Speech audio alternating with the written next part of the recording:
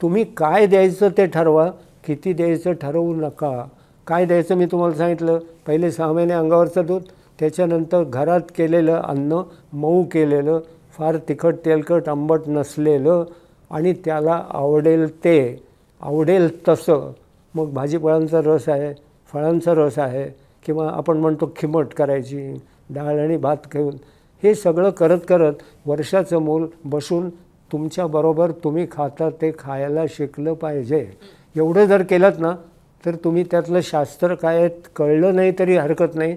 शास्त्र मी सांगतो तुम्हाला, हे पूर्वीच्या लोकांनी आपल्याला शिकवलेलं आहे ना, त्यांना शास्त्र कळत होतं आणि त्यांनी शास्त्र समजेल असं आपल्याला सांगितलेलं आहे.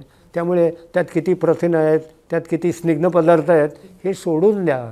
त्यातनं कॉम्प्लिकेशन करू नका. त्याच्याकरता डायटिशियनची जरूर नाही. माझा अनुभव काय सांगतो आहे, माझ्या आजीनी जेव्हा मला काय लहानपणी सांगितलं आहे ना, ते आज मी शिकल्यानंतर तेच सांगतो. आमची आजी शाळेतसुद्धा गेली नव्हती, तिला आमच्या इतकंच माहिती होतं जे आम्हाला फार मोठं शिकल्यावर माहिती झालं. काय माहिती झालं? शास्त्र माहिती झालं, पण काय करायचं हे आमच्या आजीला शाळेत न जातासुद्धा माहिती होतं. म्हणून आज मी सगळ्यांना सांगतो की आजीने सांगितलं ते फॉलो करा.